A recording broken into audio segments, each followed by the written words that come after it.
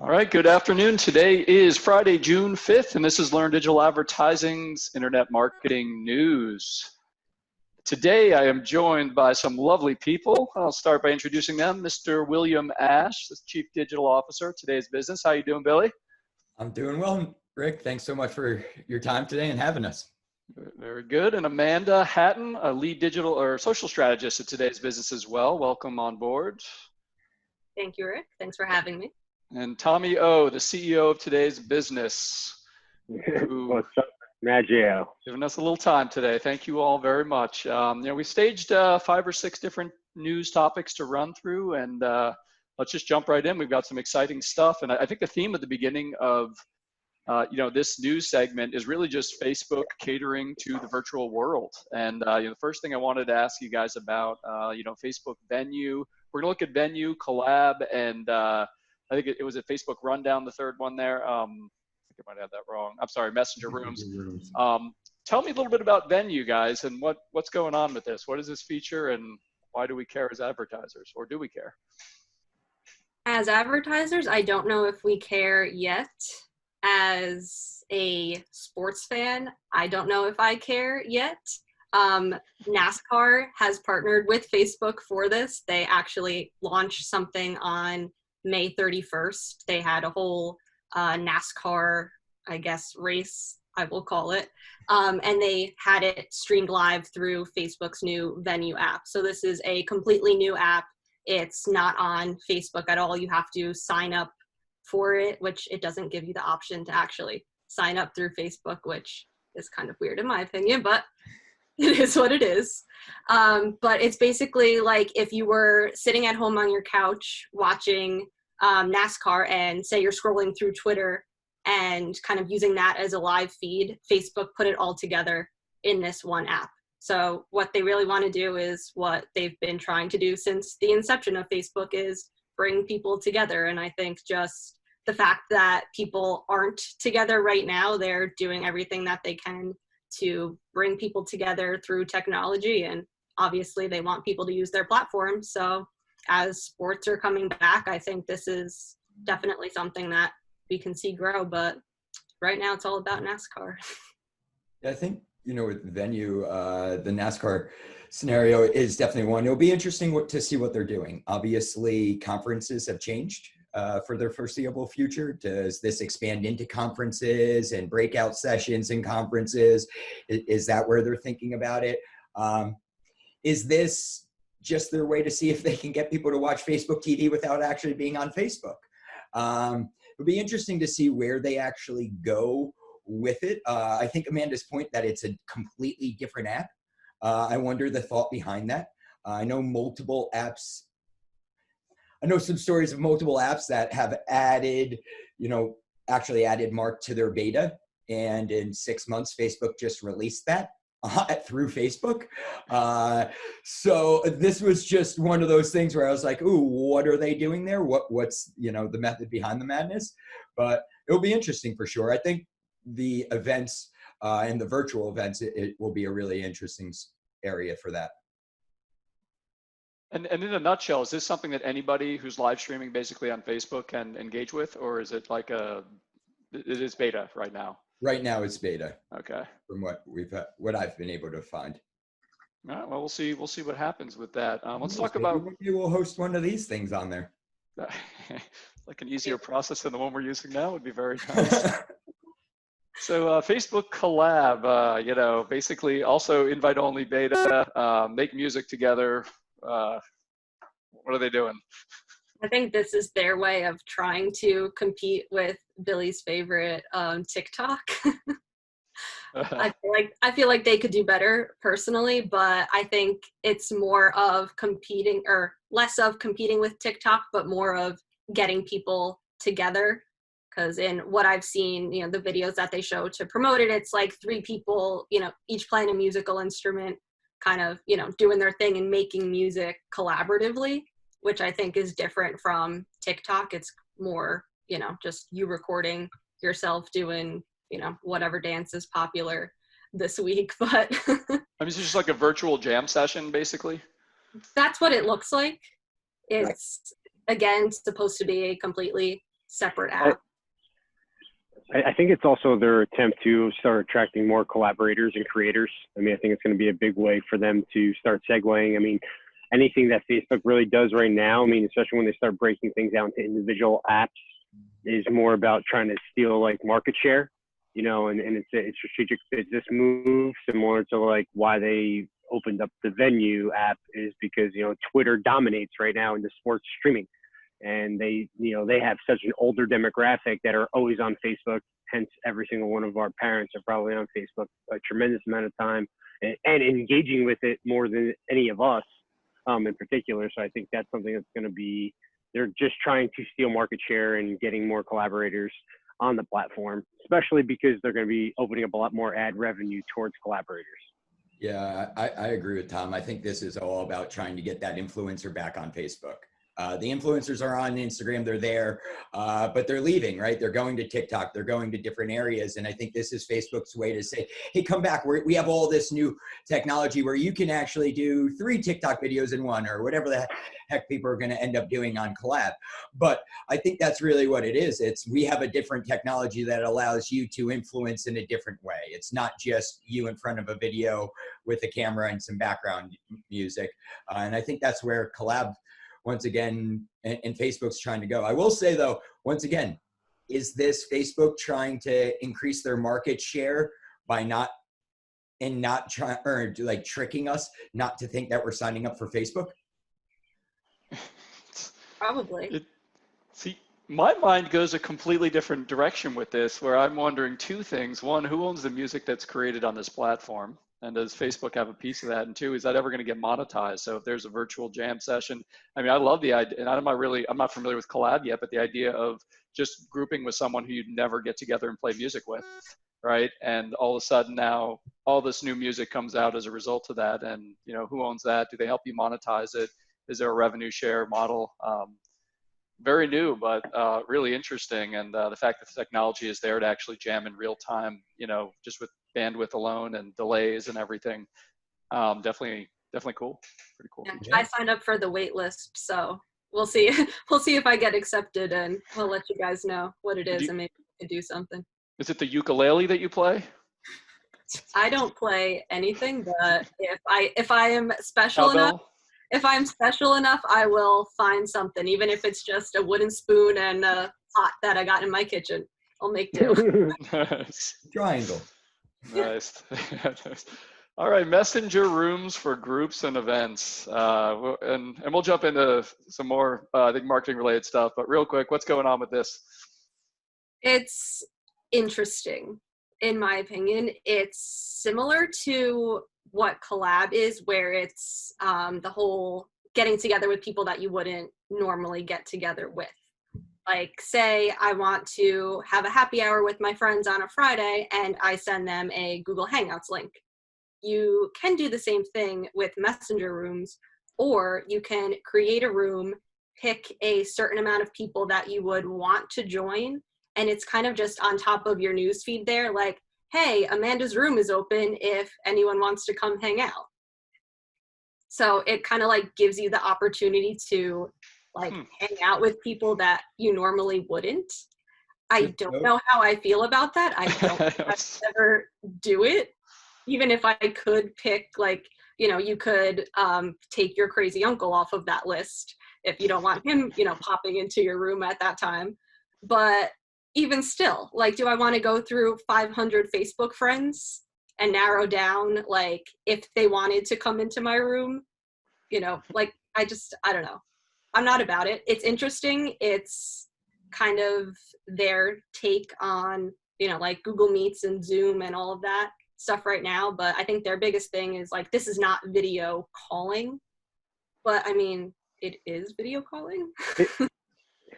It's also interesting to see that how fast Facebook responded to the whole, like, everybody trying to get on a Zoom call or everybody trying to get on a Google Hangout. I know they saw like an increase of like just video chats or group video chats, like around like a near increase in like 90 days of 1,000%. So I think the whole messenger room aspect of thing was an answer to that.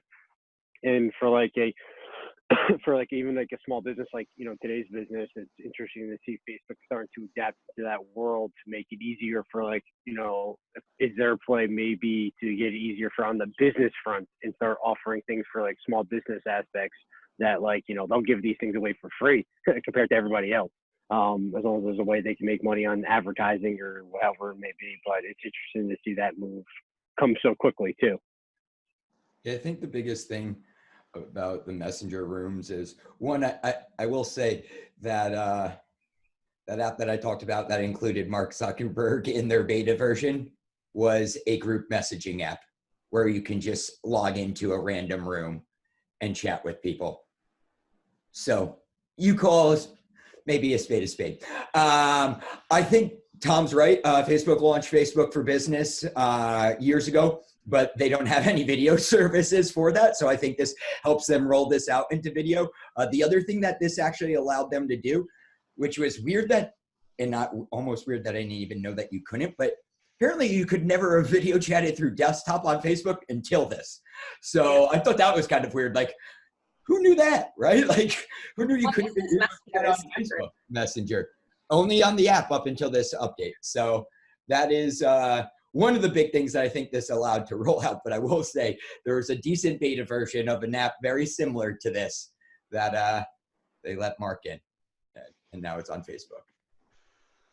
Of course it is. Dun, dun, dun. Not, All right, I wasn't in the beta, but let's switch gears a little bit and focus on capitalism. So Facebook Shops. This will be the last Facebook story, I promise. Maybe Amanda, if you could tell us a little bit about what's going on. I know, Tom, this is something that's near and dear to your heart as well. What's going on with shops, and how are things changing? So Facebook has always had a shop aspect for pages, but this is kind of like the new and improved version of it. So in the past, you could upload products to your shop, but it would only direct you to your website to then make the purchase there. Now Facebook has opened it up where you don't have to necessarily have a website for people to purchase on to have a Facebook shop.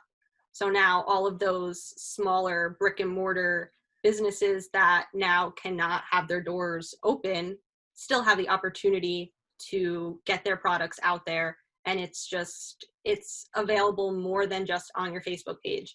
You can discover it through Marketplace, which if you're on Facebook and you're trying to buy something, you're on Marketplace. Mm-hmm. So it literally took what Facebook had already and just opened the door so much wider for businesses of really all sizes.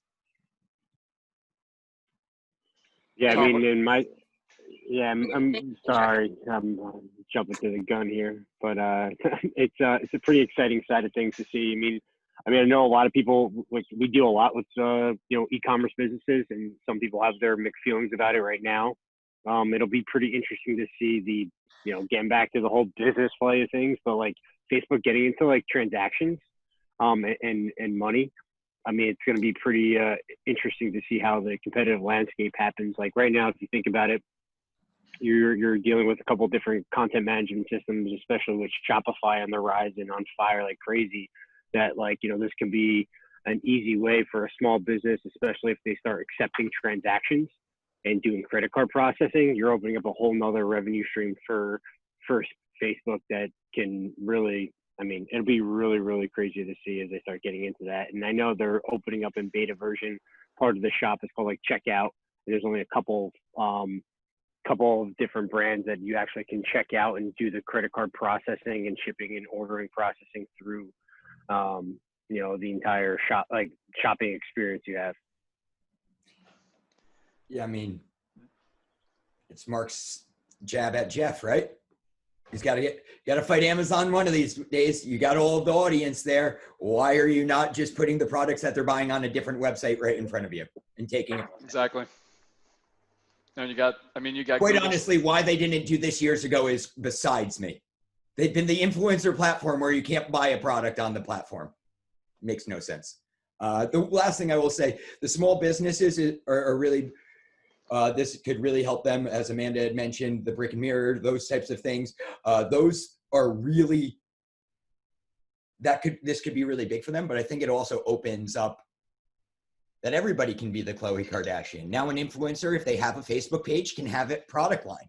As Amanda said, they don't need to build an entire website. They just put up one product. Make a necklace. You can have a Facebook store now. You can sell that product. It can go on Marketplace. Like there's never been an easier time to release a product into the marketplace and get some eyeballs on it. Between this, Google Shopping released last month. I think it's everybody's attack on Amazon. Everybody saw that everybody's buying everything on Amazon throughout COVID. Why are they giving up everything just to Amazon? So I think this is all a combat against Amazon, and a good one. I feel bad for people that have Etsy shops, though. They're just going to. I don't feel bad for them. I guess they can do both. They're just going to move them over. It's a new opportunity, I think. But will people stop shopping on Etsy and start shopping more on Facebook? I think there'll always be preferences, but your best bet as a merchant is going to be multi-channel. We do a lot. Obviously, we all do a lot in e-commerce. Is there a day that our websites are completely irrelevant? Probably. Is it soon? Probably not. But to Billy's point, with Google, Pinterest, Facebook now, I mean, everyone is jumping into the marketplace, realm. Amazon's eating it up now, but I'm a bit of a pessimist. I don't think Amazon's going to control it forever. I always thought Google could squash them, and they just haven't done it yet. Like they have the search volume for it, but Amazon sort of become the go-to. I mean, everyone just goes to Amazon, and I think in the e-commerce space, you got to be multi-channel. You got to be able to stream it everywhere, and that's just where technology comes in. You have one product that's got to go 20 places. It can't just go on your website anymore. I think the biggest thing for those brands too, and where Amazon's competitive advantage right now is just the fulfillment. I mean, that's the biggest thing. The fulfillment and the delivery service, they're so far ahead of the game. That doesn't mean that a Google is big enough, and we could talk about that as a whole nother topic. But like Google, they're big enough to be able to do the same thing, but to figure out that infrastructure and that logistics aspect of things, Amazon's just so far ahead of them in that aspect that, I'm not saying that I don't think they're always going to be the number one player in the marketplace. I think, we have the Walmarts coming up there too. They're going to give them a run for their money. But anyway, maybe we can segue that for another day. I will say, though, I think the audience for a Facebook shop in terms of the merchants are a little bit different. I think it is the Etsy's. I think it is the smaller businesses, the people that wouldn't put their products up on Amazon because Amazon won't take them or do the distribution for them, or they take 30% of their sales. And I think some of those things may, as of what I've read, Facebook is not taking a percentage of sales. Amazon does. Yeah. Well, for the next year, hopefully. I think it could corner them a little bit in that market. Yeah, to add to that, and something that Amanda had mentioned, marketplace to me in Facebook is a very successful thing. I commonly buy and sell goods there very successfully, and even selling products at a local level. This enables you to not have a brick and mortar and actually execute upon that, and it, will that become a norm? If you're big into buy local, or it's a cultural thing based on where you live, I think too. But it's interesting. I'm very interested to see where it goes and how to manipulate it. So. Absolutely. Let's jump on to Pinterest. So Pinterest is, a similar move within the Pinterest app now. You got something called Lens, which is how you sort of search for things. And now with Pinterest, what they had just launched is the ability to do a, photo search, and the result set that comes back comes from vendors. So the two types of vendors right now that are able to actually show their products and match with photo search are any of the sort of certified Pinterest vendors, which generally tend to be, larger vendors. And in addition to that, so what Tom was speaking about a little while ago, Shopify blowing up. Shopify has always had this in with Pinterest. There's always been a partnership where every beta, if you're on Shopify, you pretty much can, leverage it over to Pinterest. So this is actually, a really cool feature. It's a really cool, just smooth integration. I actually tested it a little bit earlier, took a picture of my dog, took a picture of some other things. I wasn't thrilled with, its ability to bring back really close matches. But I think they had said, the article I'd read on it had said that the number of searches have tripled over the past year. So I'm sure the tech gets better. The question is, what types of products will really thrive? What types of products will it be really effective at, finding the right match for? that sort of thing. But it's pretty cool feature, and just another way that Pinterest is, following with Facebook and everyone else and trying to get into the marketplace and e-commerce and, directly capitalize, not just send traffic off of social media to wherever. So it'll be interesting to see that, because every time we talk to a Pinterest rep, they tell us how much sales Pinterest can send and how everybody that's on Pinterest has buyer intent, and 95%, they give us all those spiels. Let's see if we can actually sell some real products on your platform now. I love Pinterest. I think people do go there for product, but I've seen on multiple cases very low return on a Pinterest ad or anything around those lines. So interested to see what it does there. Do you think Google does it with Google Lens? They got to have more search results. I don't use it. I think their ability to match photos is higher, but I don't use it. Not sure. The only thing that I hate about Pinterest is when I see like a pair of shoes and I click on it and it doesn't take me anywhere. It's like, I see these shoes. I want these shoes. How much do they cost and where can I buy them? So now I'm like thinking, if I see a girl on the street and I like her shoes, should I just take a picture of her shoes and see if I could pull them up on Pinterest? You have homework for next week. I'll take a walk after this. Take a picture of 10 pairs of shoes. All right, just to jump into a little bit of nerdy SEO, and this is news but not news, and this sort of comes from Search Engine Journal, but what Google has recently announced is the concept of a page experience signal. This has always existed in some format, and initially what we would look at and think about, what does Google value in terms of, rankings when it comes to user experience, and these are things like fast load times, mobile friendliness, and then secure browsing, that sort of thing. What Google sort of formalized is saying is we have these sort of very specific additional criteria. I'll go through those now quickly. The first is called largest contentful paint, and this is a complicated way of saying how long does it take for the main content on the page to load. And this all goes back to, all these pretty much go back to load time in some way or another. So there aren't huge takeaways here, just more technical clarification, I think. The second piece is the first input delay, and that's basically the amount of time it takes once the page loads for a user to actually interact. So if there is a form, a button, a video, or something on page, they're trying to, gauge how quickly the end user can interact with the page.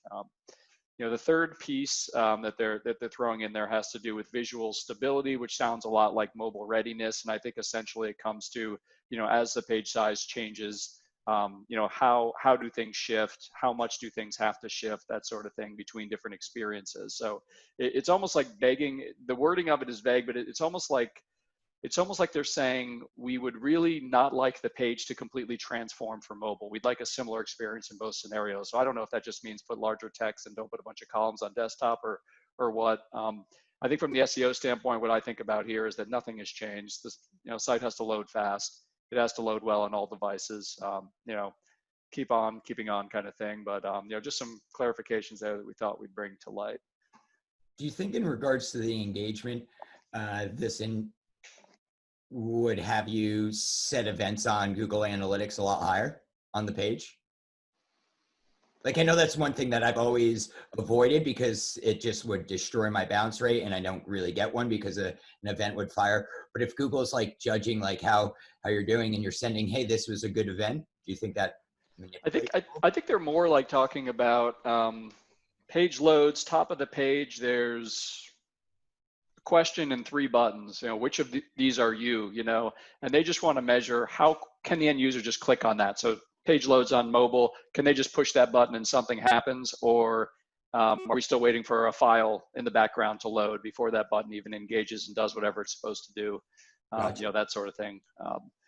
But it really just comes down to the same thing. Like, we need to focus on fast hosting, good web development, and making sure things are just loading quickly. I think this is like, again, this part of the whole thing, content is still really important, a lot of other signals, but, these are just a little more technical in nature, and to me just serve as clarifications. Yeah, All right. only last thing that I would say is I think it does limit the value of those visual builders and those easy. I know one thing that we used to do is in, you know, the Avadas or theme, any of those themes or, you know, visual builders. Careful what you say about Avada, pal, but go ahead. Yeah, we've used a lot of Avada, but I was just saying it allowed us to make different experiences very easily because you could just hide that element, right? Hide from mobile and Yeah. that was so easy. When we code it now, it's a lot harder to develop that. But in those theme builders, it was so much easier to just hide one section, show this only on mobile. I think that's where this actually takes a big hit because then Google's really going to notice a difference in an experience. And, you know, I would say this, and I'm guilty of this, so I'm going to say it, and I don't ask anyone else to say that they're guilty of it, even though I think everyone is. When you design a website, Google's been saying for years, design it for mobile first, web second. If you actually do that, this is a non-issue because all you're going to do is design something to look really good on a mobile screen, and on web it's just really, you know, big and airy and light and easy to digest, that sort of thing. But since few people actually do that now, we do look at mobile, but we generally don't design for mobile, meaning don't even look at it on desktop until the design is done, then we'll figure out desktop, you know. And that's, I think there's just a way that, like, if you actually embrace the concept of mobile first design, this is not going to be an issue for you. But I think just many of us are still, you know, we realize, because right, our conversion rates for e-commerce, right, they're going to be way higher for the most part on desktop. You know, there's a lot of reasons why we don't focus on mobile first, but you know, Google's opinion always is, you know, because majority of traffic is now mobile, you know, that's what you should do. But yeah, I just keep giving those signs. Fast websites, easy to use, multiple devices, straightforward. Let's just jump in quickly to LinkedIn retargeting. A couple new features. Sounds a little bit more like Facebook. Amanda, what's this all about? Yes, they are doing more engagement type of retargeting audiences, which is definitely new for LinkedIn. So something that's very popular and useful on Facebook is video view retargeting. So you could break it down by the percentage that somebody watched your video. So anywhere from 25% to 100%. And they also have now lead generation forms on LinkedIn. So they've added specific retargeting for people that either opened or viewed that form too. So pretty neat. I'm excited about it. Is it the kind of thing where your audience is going to stay really small and that follow-up campaign is just going to be something that just moves them down the funnel pretty aggressively? Or I'm thinking of like a lead gen form. I mean, without a monster budget, how big does that audience really get, do you think? That's the thing. And even I've seen that on Facebook too. If you're trying to be super, super specific with that audience, it could be a really good audience, but it could only be 500 people. And then Facebook looks at that as, what am I going to do with 500 people? They're going to see, you know, this ad 6 times in, you know, 2 days. Like, do you really want me to do that? And sometimes the answer is yes. Sometimes the answer is no. But LinkedIn, I feel like it's a little bit different because there's really only one place for people to see the ads. On Facebook, when you have that smaller audience, you know, you could hit people on Facebook, Instagram, you know, all of their placements. So it's not that bad when your audience is small, but LinkedIn, it's definitely harder. And even I tried running an ad not that long ago and the audience was way too small. It was like a strict website visitors retargeting, and LinkedIn was like, no, we're not doing this. Sorry. Like, so it's kind of, but like, that's not bad. If your campaigns are different, say you are driving people to your website, you do have a video for them to watch, and you know, you do have another campaign with a lead generation form. That's 3 different ways that you can now stack your retargeting audience and try to make it a little bit bigger. So it's always trying to use what they have available, but it's what's going to work for you. Because in theory, yeah, if I want to target people that visited my website in the last 7 days or people that watched 100% of my video, it may not be that big. So it's, you know, there's so much that goes into it, and I could ramble on for 6 hours about it. But yeah, it is a little bit of a give and take between what you can do and what the platform can do. Yeah, I mean, it'd be interesting to see, like to your point, if it'll even run, if the audience is, and if the audience is large enough. It seems like if you have a very targeted audience, you could potentially kill it on that. You could potentially be willing to pay $3, $4 a click on social traffic, which you may not normally want to do. But in that case, if you've got this small audience of very, particular people in the right position, in the right industry, however you targeted that initial, I guess, audience.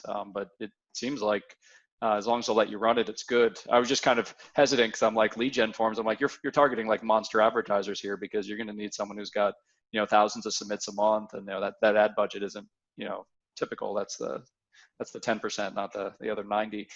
But I think one thing that this did for LinkedIn is by adding the engagement retargeting, it also, what they didn't, with that, they've also added a lot of ways to get people to engage. So like they've added polls at the end of questions recently. So within the last 3 months or 6 months, really, they've been doing a lot to get people to actually engage on LinkedIn. So this follows suit, right? Now we're getting people to actually engage. The stats for LinkedIn have been skyrocketing since COVID. Video views, I mean, Rick, we were talking about it before. We don't get more video views than launching a video on YouTube or on LinkedIn. There's just a ton of them, and they want to promote that. So they came out months ago saying post videos on our platform. We're going to get you more impressions. Now they're saying we're going to let you now retarget those people that we asked you to post to. So I think it does get people more creative. There's a science behind LinkedIn marketing. There's a science behind the creation of a status of what gets engagement, what doesn't. And I think this just makes it more. I think previously in social, it was like what we did with LinkedIn and what LinkedIn offered was in-mails. And somebody with a C in their level like Tom and I, we get 16 of them a day from 14 different finance advisors. And personally, I get 2 companies from outside of the United States that try to pitch me web development services. Like that's what LinkedIn has been. And I think they're finally getting into, wait, if we actually release good content on our website, like people will actually engage with it, that whole social thing, rather than just promoting yourself and trying to find a job. I think they're actually getting social. Something I'd love to see, and maybe we'll endeavor on this at some point, but LinkedIn times every ad network. I'm not as familiar with LinkedIn for sure, but just getting some sort of recipe and some sort of outline of what is available and keeping that up to date in real time seems so important, because we're going to talk about these changes every single week, but there really isn't a roadmap that just sits down and says, look, if LinkedIn is your thing, here are your options, here's ways you can leverage it. I mean, these ad environments are definitely getting more complex, which keeps us in jobs, all right, but just kind of trying to keep up with it all is crazy, but it's good to see. And lots of changes to come.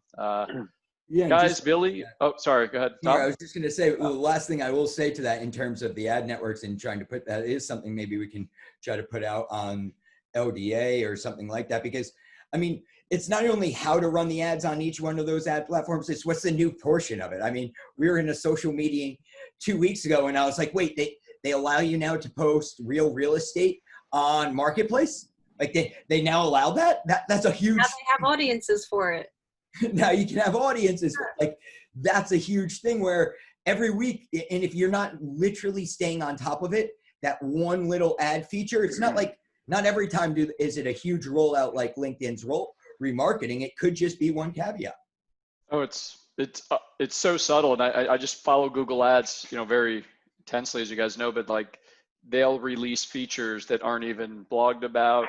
A help doc suddenly appears, but it's not like, there's no timeline, there's no recent. It's just, if you happen to notice some new option on some random screen, 18 clicks in, you're like, wow, I didn't know that was possible. But it's super hard to track. But that's how I stumbled upon Marketplace listing audiences. I literally was just making an audience for something completely unrelated today, and I was like, that's not usually there. I was like, oh, okay, that's cool, and that makes total sense. Why would you not have that there? The curious mind is rewarded in this business for sure. I'm just keep trying. But hey, Billy, Amanda, Tom, thank you all for joining this week. Look forward to speaking again next week with some additional news. But yeah, great insight, and look forward to talking soon. Thank you all. Thank you, Rick. Thanks, Rick.